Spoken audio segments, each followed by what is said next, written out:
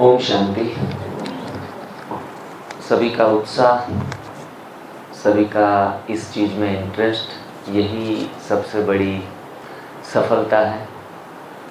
सतारा में 2 दिन का कैंप करा के आए, वहाँ भी पहला क्वेश्चन यही आया और इनका आंसर बहुत सहज और सरल है कि ज़्यादातर पेस्टिसाइड्स कंपनियाँ जो भी हैं उनकी 99% पेस्टिसाइड ऐसे हैं जिनकी आयु 2 मिनट से ज़्यादा नहीं होती।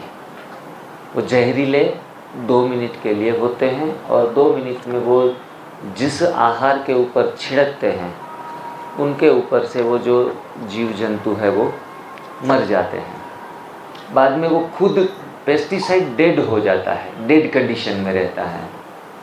हाँ, अगर वो डेड कंडीशन वाला पेस्टिसाइड्स को गर्म कर दिया जाए, उसके ऊपर हीट दी जाए तो फिर से रीएक्टिवेट होता है। हम जो खाते हैं उसमें आग को कहाँ भी स्थान नहीं है। आग को हमारे भोजन से हटाया गया है, तो वह आग आपकी पत्तियों में, सब्जियों में, फलों में फिर से आप नहीं लगाएंगे, सीधा ही कंज्यूम कर लेंगे। तो वह पेस्टिसाइड हमारे लिए इतने नुकसानदायी नहीं है, मतलब बिल्कुल नहीं है, ऐसा मेरा कहने का मतलब नहीं है। लेकिन 95% या 99% उनकी जो बैड इफ़ेक्ट है हेल्थ के ऊपर आने वाली, वो आपके ऊपर नहीं आए। और अगर उनको वही सब्जियों को हम मसाले डालकर, तेल डालकर अच्छा व्यंजन बनाने के बाद भोजन में लेते हैं, तो वही पेस्टिसाइड हमारे लिए सबसे बड़ा खतरा बनता है और हेल्थ को पूरे तरीके से डैमेज करने में काम करता है। हमने सब्जियां, पत्ते सब खाए, लेकिन सभी उबाल कर खाए, गरम करके खाए। उल्टा मीठी नीम की पत्ती भी कभी कच्ची नहीं खाई, वो दाल में डालकर खाई। इसीलिए ये सारे पेस्टिसाइड वाले जो हैं चीज़ें, वो हमें नुकसान कर रही है। मैं जब अपनी यात्रा 2017 में शुरू की, तो मेरे को भी ये लगा कि आजकल तो सारी चीज़ें बिल्कुल टेस्टलेस बना दी हैं पेस्टिसाइड्स ने, तो ऐसी चीज़ें खाकर भी भला क्या फ़ायदा होने वाला है। लेकिन ऐसी ही चीज़ें मैं जब मार्केट से लेके आता था, पानी से वॉश कर देता था, गर्म पानी से भी आप वॉश कर सकते हो, एप्पल विनेगर थोड़ा डाल के भी वॉश कर सकते हो, और उसी तरीके से कंज्यूम करता रहा। और कभी ज़ोरदार भूख लगी है तो सीधा भी खा लेता था विदाउट वॉश, जबकि पानी से भी नहीं धोया। फिर भी एक बीमारी नहीं, 12 बीमारियां यही भोजन जो बाजार से हमें सब्जियां, फल मिलती है उन्हों से ही गया है। तो अपने खुद निजी प्रयोग के आधार के ऊपर भी मैं आपको ये दावा कर सकता हूँ कि यही चीज़ें जो बाज़ार में मिलती है, हर चीज़, आज तो गन्ने की फसल भी, आज भाई कोई कह रहे थे कि उसमें भी काफ़ी मात्रा में पेस्टिसाइड्स डालते हैं। कोई चीज़ आज पेस्टिसाइड से अछूती नहीं है। फिर भी पका हुआ भोजन से बहुत कम मात्रा में नुकसानदायी है, और वही खाने से ही हमारी सेहत अच्छी हो जाती है। तो डरने वाली कोई बात नहीं। खुद के प्रयोग में तो देखा, लेकिन ऐसे काफ़ी सारे कैंप्स लगाए, उसमें लोगों के बीपी, शुगर या मोटापा, ये सारी ऐसी चीज़ें कंज्यूम करने से ही हम अच्छे तरीके से फिट होते हैं। दूसरी बात, कई चीज़ें इतनी स्ट्रॉन्गली पेस्टिसाइड होती है, जैसे वाटरमेलन है, उसमें इतना कुछ इंजेक्ट या कुछ पेस्टिसाइड लगाते हैं जिनके कारण आप उनको काटो तो भी अंदर बबल्स निकलते हैं। केला है तो केला इतना केमिकल्स में डुबा दिया जाता है, निकालो तुरंत पक जाता है। तो जिसमें एक्सट्रीम लेवल के ऊपर पेस्टिसाइड डालते हैं, वो तो तुरंत हमें काटने पर या टेस्ट करने पर पता चल जाता है। ऐसी 2-4 चीज़ें मार्केट में ऐसी भी मिल जाएगी। तो ऐसी चीज़ों से थोड़ा परहेज कर ले तो अच्छा है। बाकी लंबा चौड़ा उसके ऊपर ज़्यादा थिंकिंग करने से, सोचने से कोई डरने वाली बात नहीं है। इजीली आप बस एक बार नासिक में शिविर लगा था। नासिक में तो आप देखते हैं ग्रेप्स के पूरे खेत हैं, तो वहाँ जैसे वो छंटकाव करते हैं ग्रेप्स के ऊपर, वाइट कलर के जैसे फागी आती है ना विंटर में, ऐसी फागी छा जाती है। ऐसे ग्रेप्स भी हमारे आदरणीय बीवी चौहान सर है, उनकी शिविर वहाँ थी, तो सभी लोगों ने, शिविरार्थियों ने सीधा उस पत्तियों में से बीच में से तोड़ के वही कंज्यूम करना शुरू कर दिया था। उन लोगों ने कहा कि भाई इसमें बहुत दवाएं हैं, आप उनको वॉश करो, बाद में कंज्यूम करो। फिर भी उनको कोई बैड इफ़ेक्ट्स नहीं दिखे थे। तो इसलिए पॉसिबल है हमारे लिए, तो कुछ अपना गार्डन है, खेत है, तो उसमें ऑर्गेनिक चीज़ें बनाकर हम कंज्यूम करें, तो हो सकता है कि जो शुगर 50 दिन में जा रहा है वो 20 दिन में चला जाए। क्वालिटी का फ़र्क रहेगा, लेकिन बीमारी थोड़ा लंबे समय के बाद 10-20 दिन और लगा देगी। और आज के दिन में भी 7 साल के बाद भी मैं ऑर्गेनिक चीज़ें मैंने देखी भी नहीं, खाई भी नहीं। आज ऑर्गेनिक के नाम के ऊपर एक हवा बना दिया है, एक बिजनेस भी हो गया है सबसे बड़ा। जो 20 रुपये किलो आलू मिलते हैं, अगर ऑर्गेनिक लेने जाओ तो डबल प्राइस मिल जाएगी। हर सब्जियों में ऑर्गेनिक के नाम के ऊपर डबल ट्रिपल वो चार्जेस लेके लोग ऐसा समझते हैं कि चलो ऑर्गेनिक खाएं तो सेहत बनेगी। लेकिन आपने देखा होगा कि समाज में ऑर्गेनिक खाने वाले भी बीमार हैं, क्योंकि ऑर्गेनिक चीज़ों को भी फिर जला देते हैं। तो पेस्टिसाइड के बदले चूल्हे पे भोजन को जलाना ज़्यादा भयंकर, मतलब खतरा खड़ा कर देते हैं। इसीलिए रो फूड के ऊपर हम ज़्यादा भार देते हैं। Raw food is a regenerating food and cook food is a degenerating food. हमारे को डीजनरेट करता है, और आपको रीजनरेट होना है तो हल्के फुल्के कोई पेस्टिसाइड लगाए हुई चीज़ें भी आप घर पे खुद के लिए भी प्रयोग करेंगे, दूसरों के लिए भी प्रयोग करेंगे, डरने वाली बात नहीं है।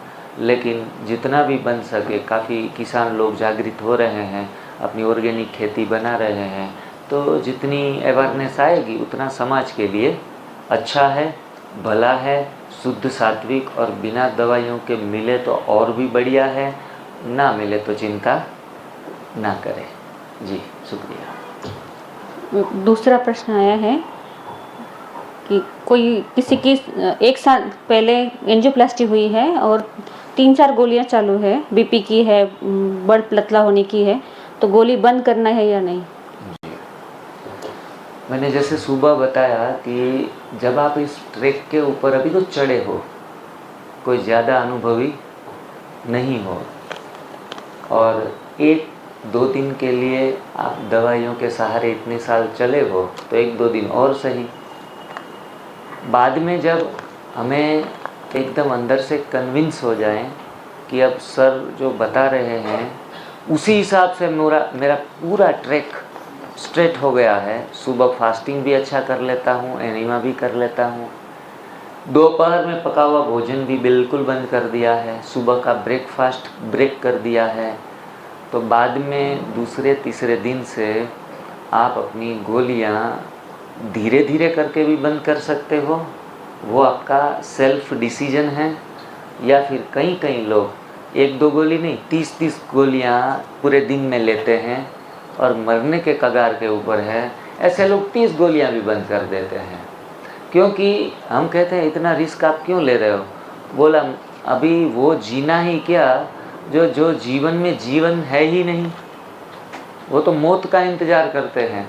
बोला दवाइयाँ खाकर 2 गोलियाँ शुरुआत में खा रहा था, अब 30 बन गई है, तो दवाइयों से तो कुछ हमारा गुजारा हुआ नहीं, कम होने के बदले बढ़ती गई।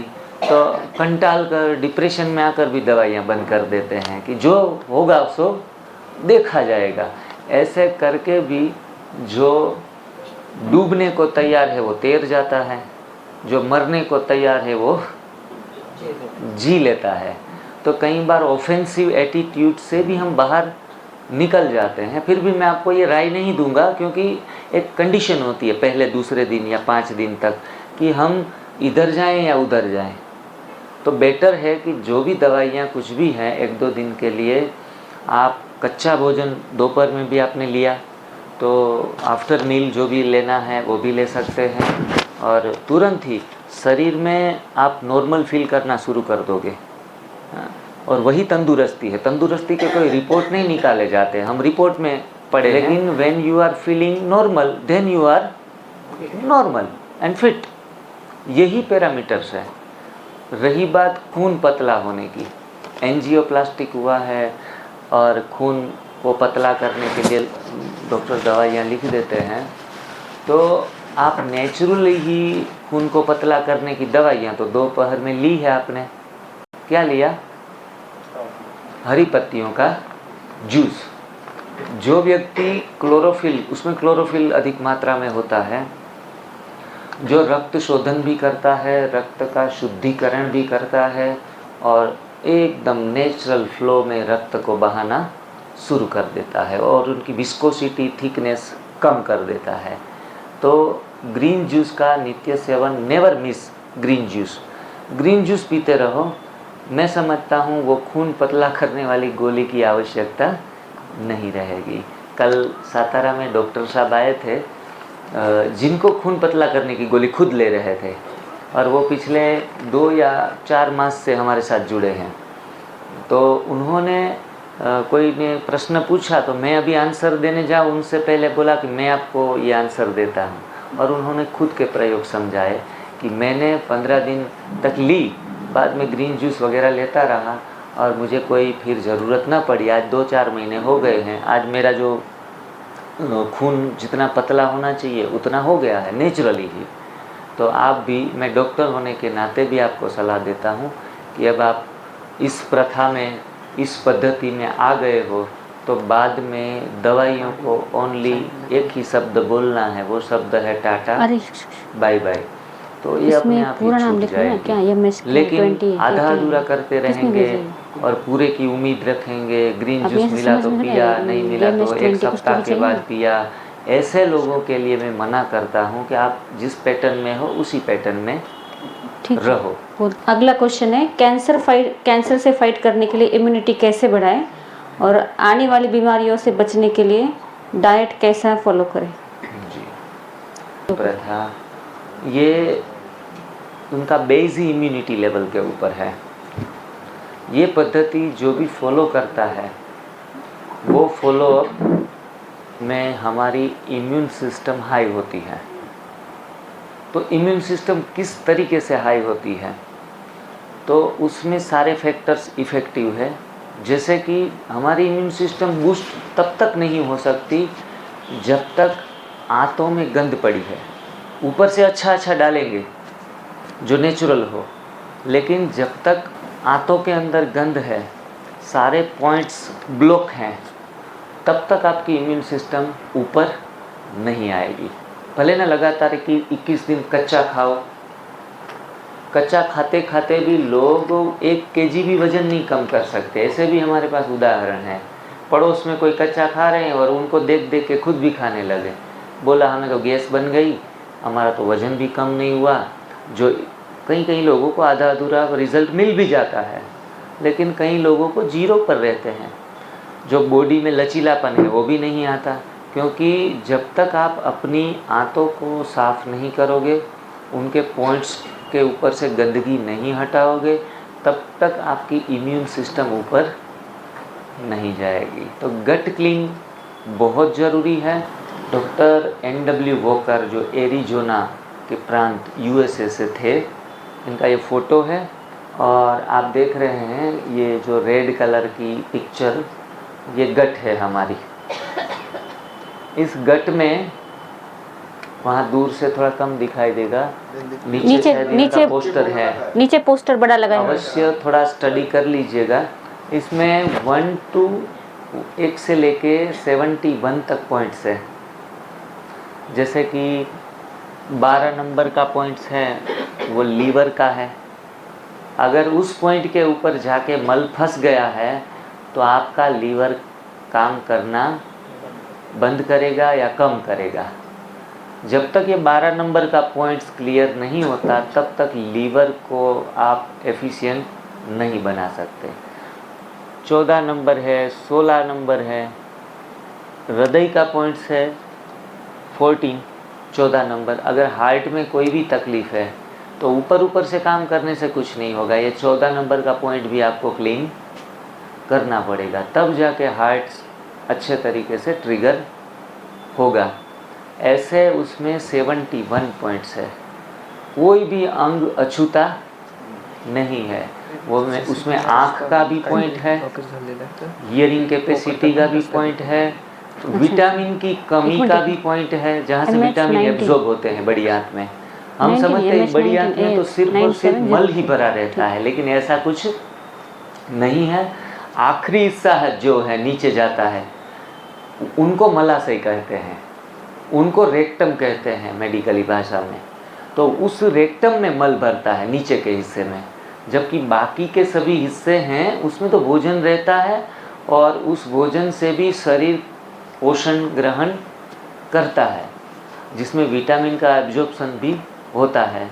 हमने क्या किया, बेकरी प्रोडक्ट, डेयरी प्रोडक्ट और आटा, ये सब खा के बड़ी आंत के सभी पॉइंट्स डल कर दिए हैं, आधे अधूरे बंद कर दिए हैं। उनके कारण अच्छा न्यूट्रिशंस, अच्छे विटामिन्स की गोलियां खाते हुए भी हम इम्यून सिस्टम को हाई नहीं कर पा रहे हैं। तो ऐसे न्यूट्रिशन लेने के बदले अच्छा बेहतर ऑप्शन है कि आप अपनी बड़ी आंत को एनिमा के द्वारा सफाई कर लो, या फिर आंवला का प्योर जूस पी के सफाई करो, या फिर पपीते का जूस पी के सफाई करो, एलोवेरा का जूस पी के सफाई करो, टमाटर का जूस पी के सफाई करो, सहजन का जूस पी के, सहजन की पत्तियाँ आती है वो भी थोड़ा ग्रीन जूस में डालकर सफाई करो, लौकी का जूस पी के सफाई करो। ये सारे सफाई जूस हैं जो हमारी शरीर की टॉक्सिसिटी को झट से बाहर निकालते हैं। बेल फल आता है, देखा होगा आपने, बेल फल का जूस पियो, बेल पत्र का जूस पियो। तो ऐसे कुल मिला के गट को क्लीन करने के लिए most important thing is enema and then other 14 juices are useful for the gut cleaning. तो ये 14 प्रकार के जूस हम अच्छे तरीके से कंज्यूम करके, ऐसा ज़रूरी नहीं है कि एक दिन में 14 प्रकार के जूस पी लें तो ब्लोटिंग हो जाएगा, हैं। Anything excess is a poison. तो कोई भी मात्रा बढ़ानी नहीं है, बस 50 ml 100 ml 2-4 जूस ऐसे गट क्लीन करने के लिए मिल गए तो वैसे जूस भी पीना है। एक तो जो हम हरी पत्ती का जूस 12 बजे पीते हैं वो भी काफ़ी है गट क्लीन करने के लिए, छोटी आंत की भी सफाई करेगा, बड़ी आंत की भी सफाई करेगा। तो इनसे हमारी इम्यून सिस्टम बढ़ती है। और रही बात कैंसर की, तो कैंसर पेशेंटों को अगर इम्यून सिस्टम बढ़ेगी तो ही कैंसर के साथ हम फाइट कर पाएंगे। और ये एनिमा लेकर हम अपनी इम्यून को हाई करते हैं, हरी पत्ती लेके हाई करते हैं। और तीसरी चीज़, उपवास से हमारी इम्यून सिस्टम बूस्ट होती है सबसे ज़्यादा, फास्टिंग से।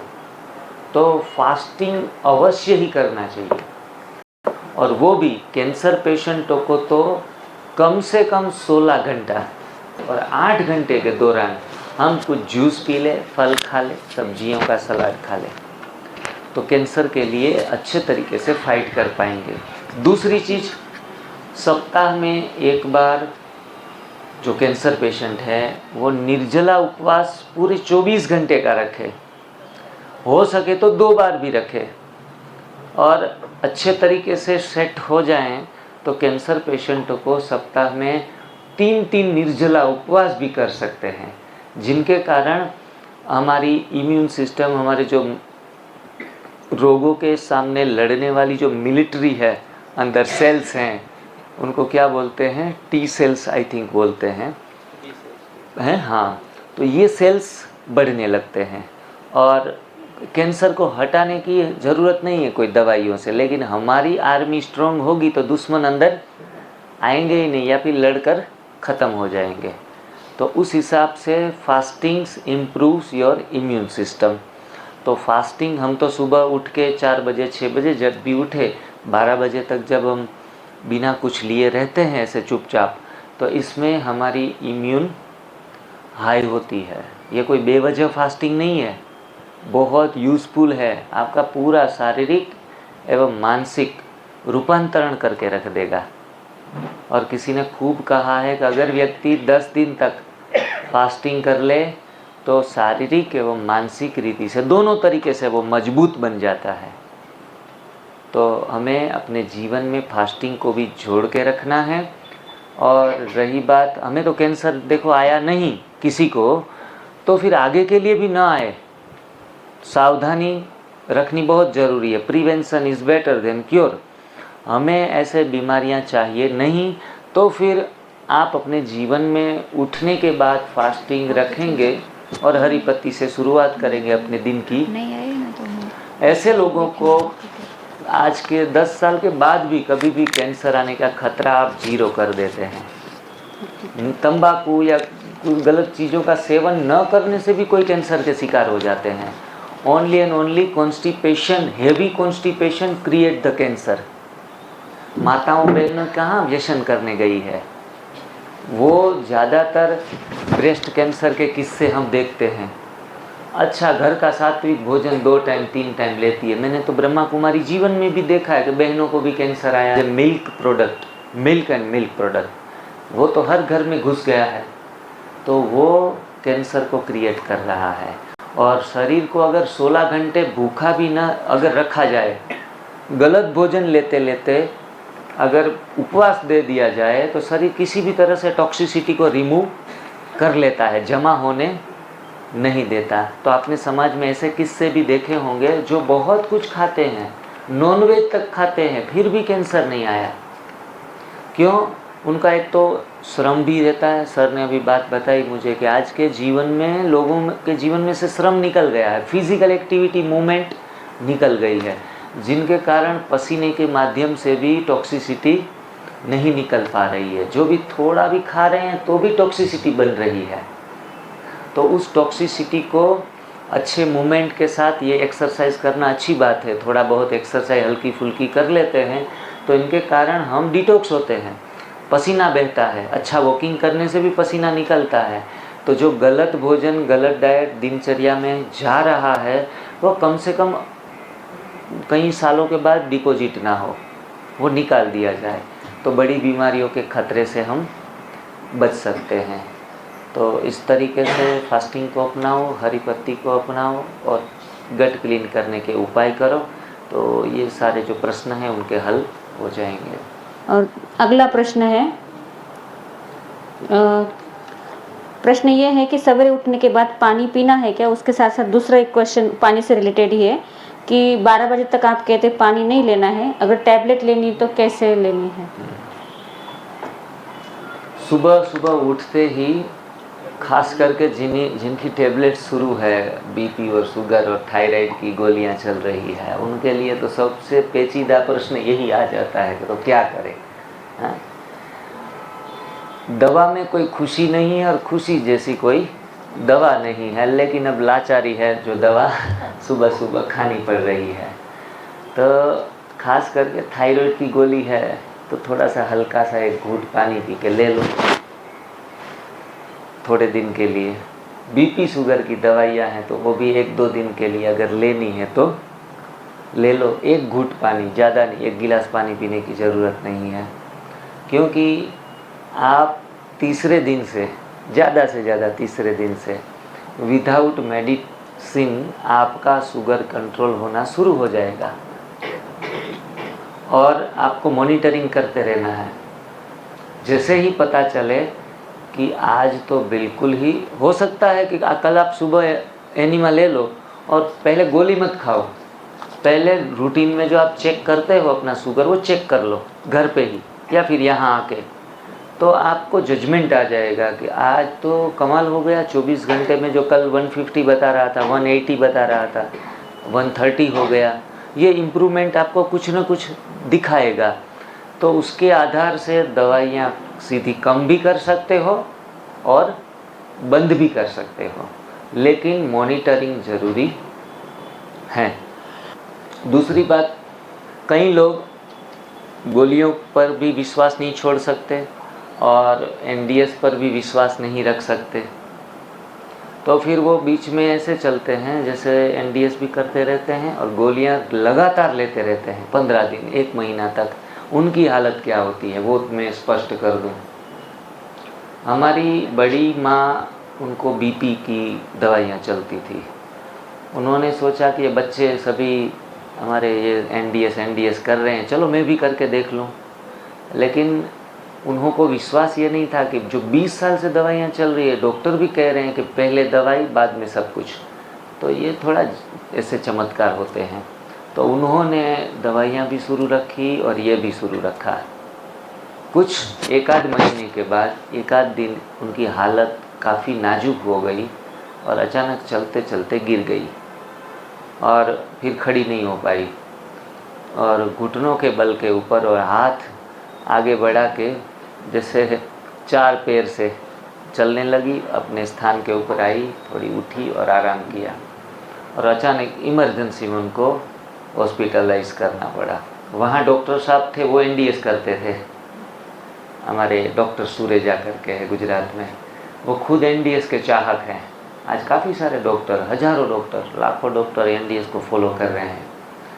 तो वो मेरे को खास जानते हैं, पर्सनल परिचय है। तो उन्होंने सोचा कि इनके फैमिली के कोई मेंबर है जो अचानक से हॉस्पिटलाइज हुए हैं, उनको हॉस्पिटलाइज किया और चेक किया तो उनका बीपी बहुत लो हो गया था, बहुत लो हो गया था, जबकि वो 10 साल से हाई बीपी की गोली खा रहे थे।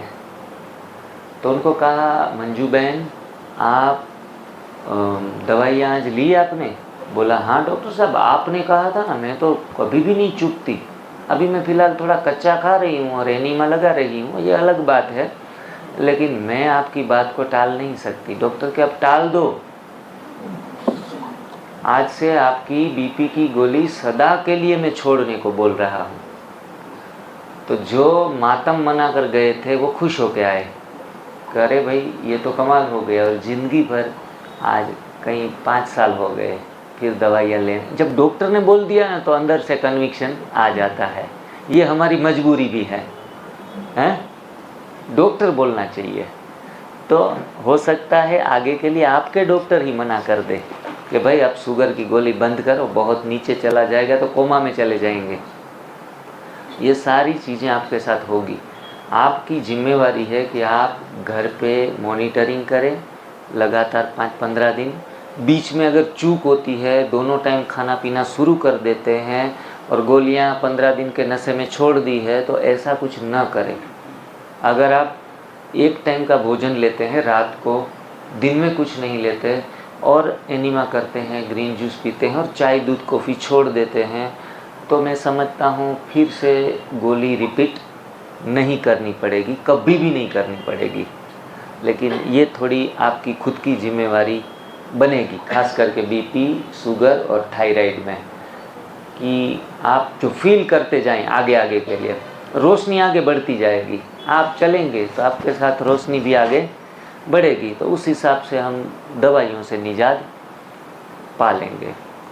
किसी का सवाल है कि गॉल ब्लैडर में स्टोन है तो वो कैसे कम हो सकता है, कुछ उपाय बताइए। जी, पहली बात तो शरीर में स्टोन होने के चांसेस क्यों होते हैं, जबकि हम कच्ची सब्जियों में, पत्तियों में पालक को गरम करके खाते हैं, टमाटर को गरम करके खाते हैं, तो हाईली एसिडिक हो जाता है।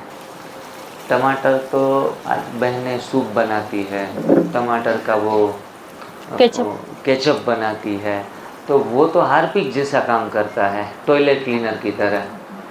तो ऐसी चीज़ें पालक और टमाटर, उनको गलती से भी ना उबालें, गलती से भी ना उबालें। अगर उबालेंगे तो स्टोन के कंप्लेंट्स आगे के लिए आएंगे।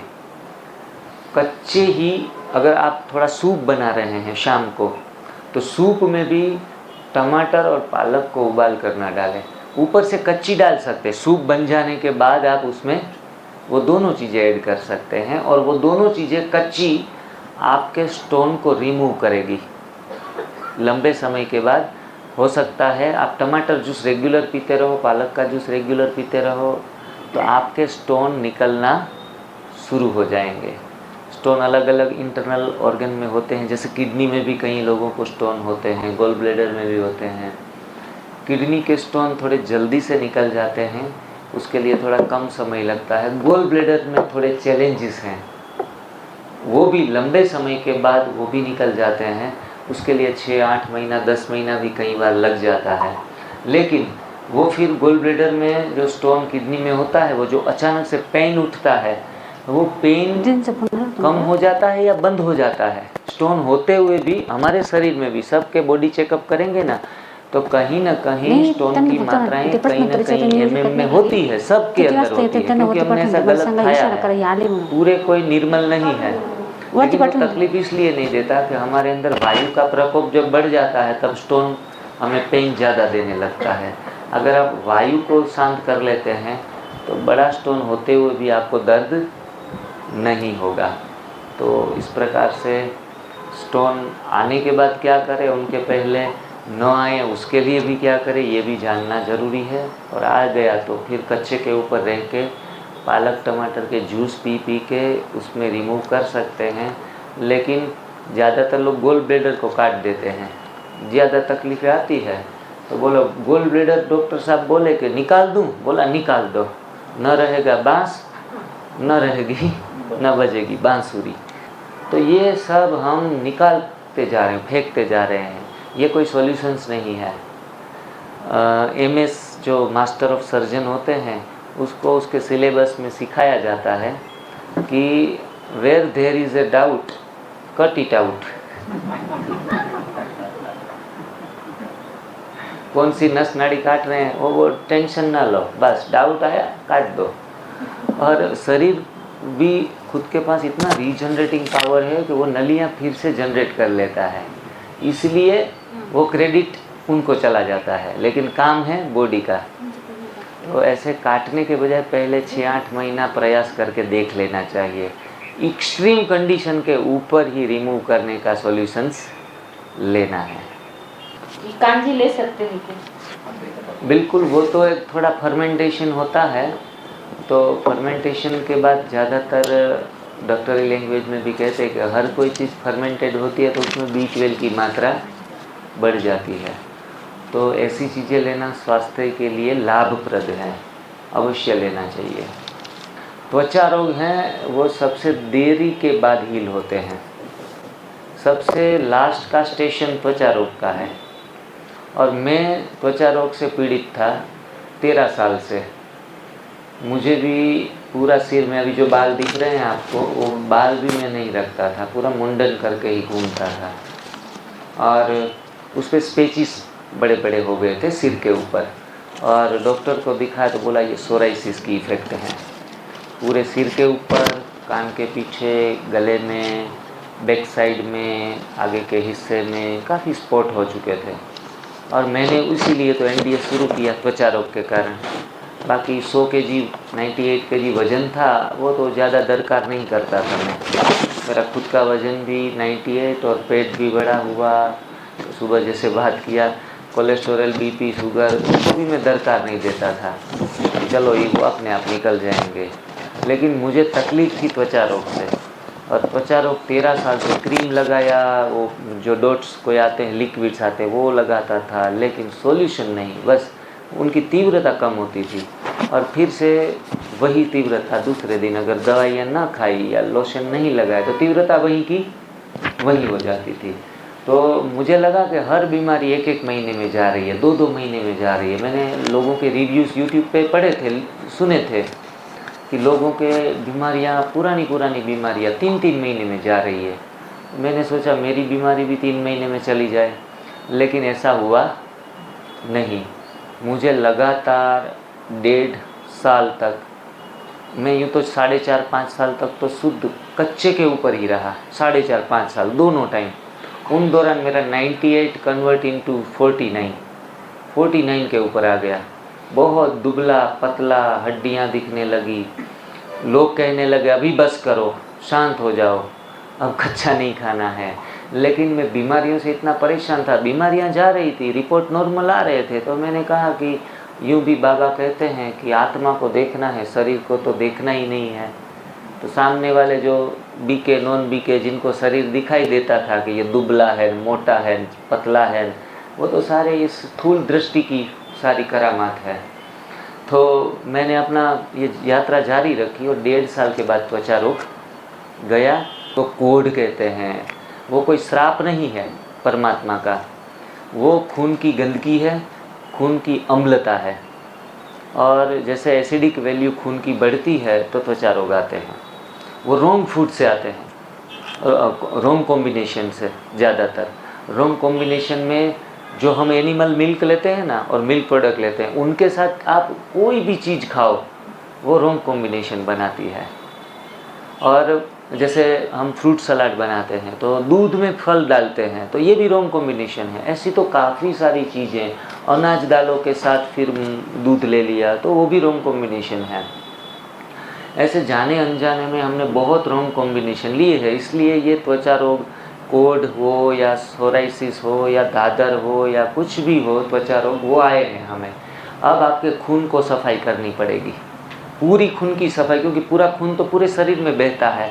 तो सबसे ज़्यादा क्लीनिंग तो खून की सफाई में है, तो इसलिए वो ज़्यादा टाइम लेगा।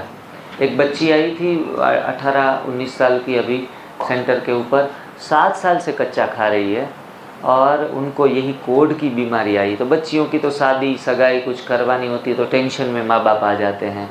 तो उनको मैंने देखा कि जो बड़े बड़े स्पेच वो बोल रही थी, अपना अनुभव सुना रही थी कि बड़े बड़े स्पेचिस थे वो कन्वर्ट बहुत छोटे छोटे, जो 12 सेंटीमीटर के थे वो 2-2 सेंटीमीटर के बन गए हैं। कितने साल के बाद? 6-7 साल के बाद पता चलता है कि थोड़ा सा असर इनका अभी है। तो 90% कवर हो गई 6-7 साल में। तो ये लंबे समय के बाद कन्वर्ट आपका ओरिजिनल स्किन आने का शुरू हो जाता है, अगर आप बिल्कुल ही नेचुरल डाइट और अपक्व आहार के ऊपर रहे तो। जी, 2-3 प्रश्न भोजन के संबंध में ही है, मैं उसको कंटिन्यू लेती हूँ, इकट्ठा लेती हूँ। कि जैसे जूस सुबह 9 बजे ले सकते हैं क्या, और शाम को 7:30 बजे के बाद क्या खा सकते हैं? फिर उसी के रिलेटेड में और भी किसी ने पूछा है, सर खाना कितने टाइम खाना चाहिए और इसमें कौन सा बेटर रहेगा, 2 टाइम 3 टाइम ऐसा ऑप्शन दिए। पका हुआ खाना 2 टाइम्स भी मैंने सुबह मना किया, लेकिन कच्चा भोजन 11 बार भी खाने की छुट्टी दी है। जब भी भूख लगे तो खाना, प्यास लगे तो पीना, यही फंडा है खाने पीने का। बाकी कोई मात्रा या फिर समय वो ज़्यादा देखने की ज़रूरत नहीं है। पेट में तीव्र भूख है, अंदर से आग जली हुई है, भट्ठी जली हुई है, तो स्वाहा करो कुछ, और नियम के मुताबिक कुछ खाना पीना ना लो। 8 बज गए चलो खा लो, 12 बज गए चलो खा लो, ये नियम बिल्कुल गलत है। बच्चे को भूख नहीं है फिर भी माँ उनको बोलेगी चल बेटा खा ले, टाइम हो गया, बोला अभी मुझे खेलना है, अभी भूख नहीं है, नहीं जल्दी खा ले तो बर्तन साफ हो जाएं। तो टाइम के हिसाब से सबको खिलाते पिलाते रहते हैं। अगर अंदर अग्नि भी नहीं जली हुई है और सूखे तिनखे भी अंदर डाले तो भी उनसे धुआं उठेगा, बीमारी आएगी। और अगर भट्ठी जली हुई है तो लोहा भी डालेंगे तो पिघल जाएगा। कोई गलत खाते हुए भी डाइजेस्ट हो जाता है, क्योंकि अग्नि बहुत तेज है। इसलिए कोई की अग्नि गॉड गिफ्टेड होती है, जितना भी खाओ स्वाहा कर देगा। ऐसे लोग गलत खाते खाते भी लंबी आयु तक दौड़ते भागते रहते हैं। तो सारा खेल जठराग्नि का है, और जठराग्नि तेज होती है तो बढ़िया काम हो जाता है। तो उस हिसाब से नीति नियम में हम बंधे रहें, ना कि कोई मात्रा समय के हिसाब से उसमें जुड़े। घुटने बहुत दुखते हैं, नीचे बैठ नहीं सकते तो क्या करेंगे? और दूसरा उसी रिलेटेड प्रश्न है कि कुर्सी पर बैठकर काम करने से पैरों में सूजन आती है तो क्या करें? घुटने दुखना या फिर कोई भी बीमारी आना, वो सभी गलत भोजन का ही परिणाम है और कुछ नहीं है। अगर किसान भी वो खेत जाता है और बैल को जोतता है और बैल से काम करवाता है, तो किसान को तो काम नहीं करना पड़ता, वो जो औजार है उनके ऊपर खड़ा रह जाता है और बैल चलता रहता है। वो बैल की उसको, अभी तो ट्रैक्टर आ गए हैं, पहले के ज़माने की बात है, तो उसको पकड़ के वो पीछे पीछे जाता था। और थोड़े साल के बाद नीचे जाके शांति अगर आंटी को पूछो घुटने कि खलास वो होने चाहिए बैल के जिन्होंने काम किया है, और घुटने खत्म होते हैं किसान के। देखो, काम करने से भी उनके घुटने ख़त्म नहीं हुए बैल के, क्योंकि वो अपने नेचुरल डिज़ाइन फूड में जी रहा है। वो भूखा रहेगा तो फिर जो भी खेत में है और वो जो पत्तियां हैं वो खाने लगेगा। खास करके अल्फाल्फा की पत्तियां वो बहुत खाता है। तो ये अल्फाल्फा की पत्तियां कभी भी जोड़ों में दर्द नहीं होने देती। कभी भी किसान ने भी उनको घुटने ठीक रखने के लिए तेल नहीं पिलाया कि बैल को, ना कुछ काजू बादाम खिलाए, खुद खाता है घर पे जाके हैं, और फिर भी घुटने खराब उनके होते हैं। तो भोजन से कोई न्यूट्रिशंस मिलना, ऑयलिंग होना, ये सारी बकवास है। बस आप पत्तियां बैल की तरह भी खा लो, मनुष्य न बोलो, बैल बन जाओ, तो भी आपके घुटने खराब नहीं होंगे। अभी वायु का प्रकोप है, इसलिए घुटनों में दर्द है। जहाँ गैस वहाँ दर्द, जहाँ गैस वहाँ दर्द, मतलब आपके शरीर में पहली बात तो ये है, तय है कि आप वायु प्रकोप से पीड़ित है, घुटनों के दर्द वाले। अब पता लगाना ये है कि वायु प्रकोप किससे बढ़ता है, तो पता चलेगा कि मिल्क एंड मिल्क प्रोडक्ट से वायु सबसे ज़्यादा बनता है। गैस को, में दूध को उबालो, पानी कम उबलेगा, दूध जल्दी से उबल जाएगा, क्योंकि दूध के अंदर इतनी मात्रा में गैस होता है, जो आप वहाँ बंद करने भी जाएंगे ना, तब तक वो उबल के बाहर निकल जाएगा। तो वो दूध तो हम नित्य सेवन कर रहे हैं, जिसमें गैस की मात्रा ही भरी पड़ी है। अगर उनको गलती से उबाल कर न रखा जाए, वैसे ही रख दिया जाए, तो दूसरे दिन उसमें बास भी आती है, जो उसमें पित्त भी बढ़ जाता है, बदबू भी आने लगती है। तो वात, पित्त और कफ तीनों का कारखाना है मिल्क प्रोडक्ट, और वो हम डायरेक्ट ले रहे हैं या फिर उनको कन्वर्ट करके ले रहे हैं, छाछ बना के, दही बना के, पनीर बना के। तो सभी चीज़ों में ये तीनों चीज़ें तो जाती ही है।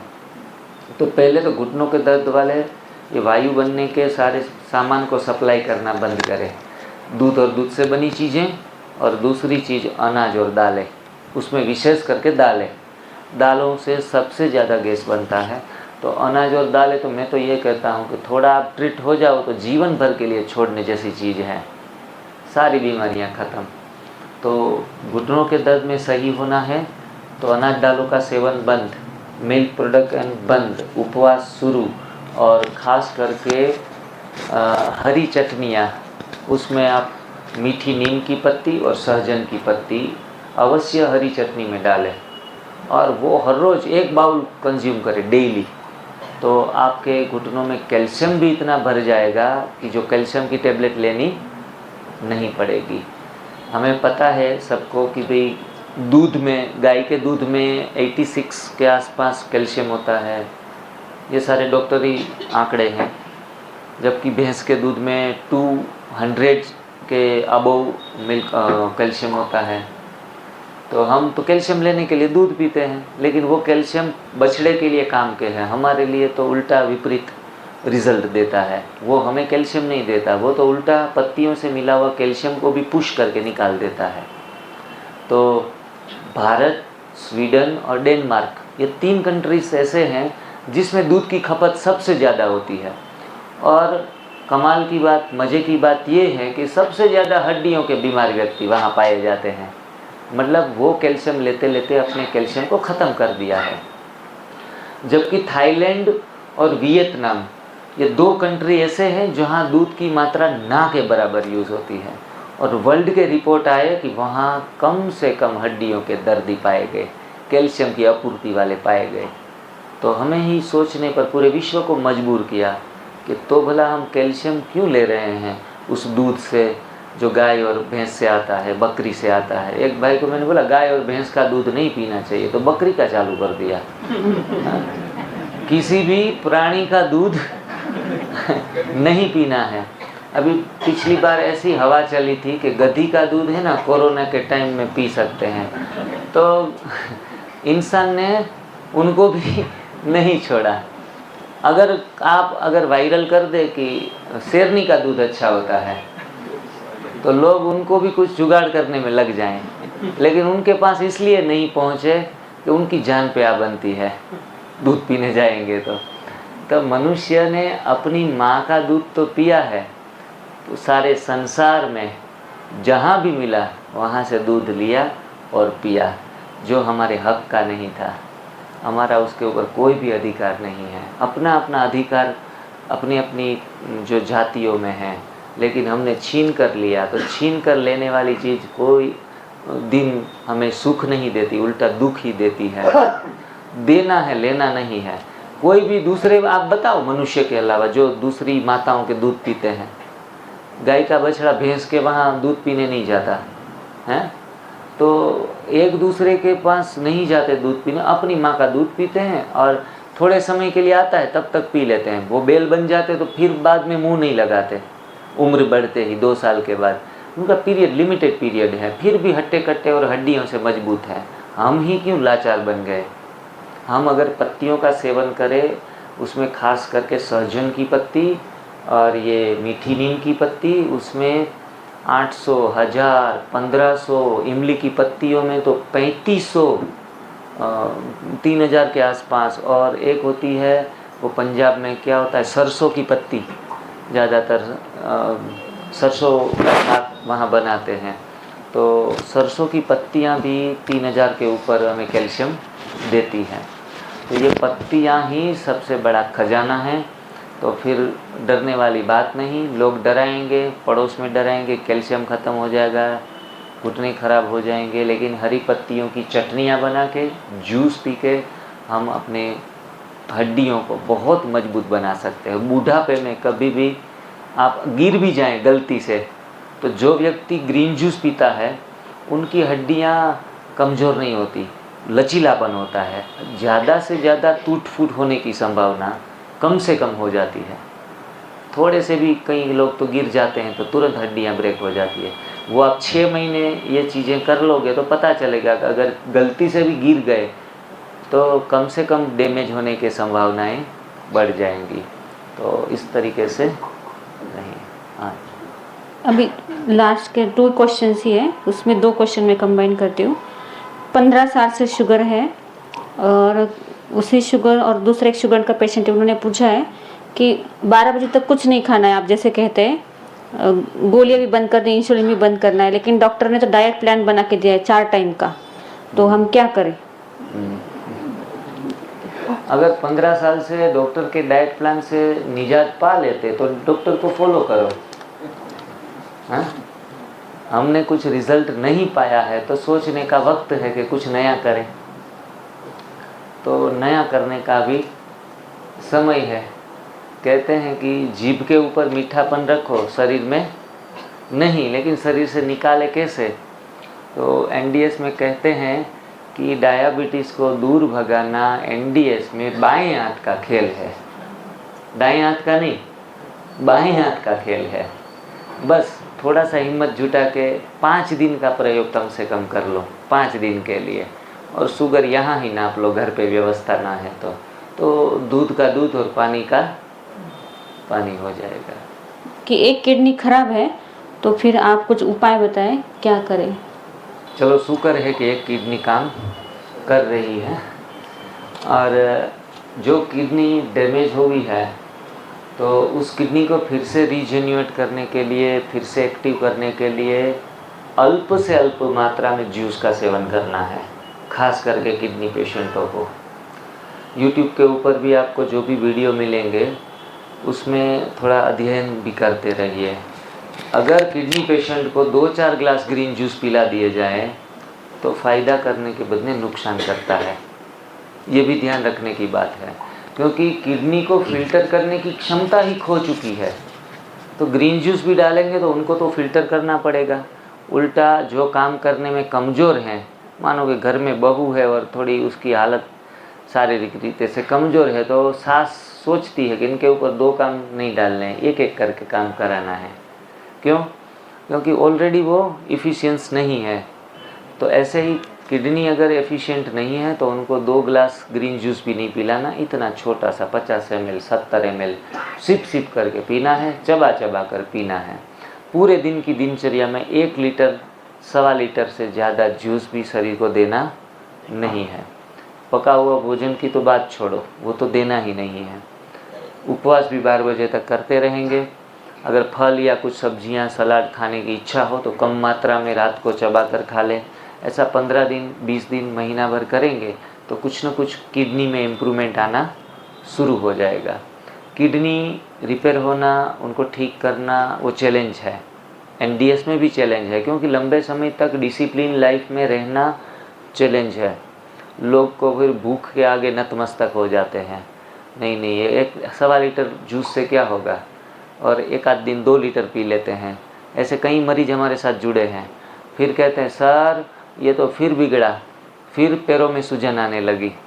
तो ये सारा सूजन का काम ही है कि एक्स्ट्रा कंज्यूम कर लेते हैं, कच्चा भोजन भी।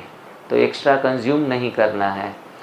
तो इस तरीके से डाइट में बहुत बाहर शायद किडनी का एक चार्ट भी रखा है, डाइट चार्ट भी, वो भी आप उनका फ़ोटो निकाल सकते हैं। जितने भी पोस्टर लगे हैं एनडीएस के, उनका आप सभी अपने मोबाइल में फ़ोटो निकाल लीजिएगा, जो आपको बाद में भी काम आएगा।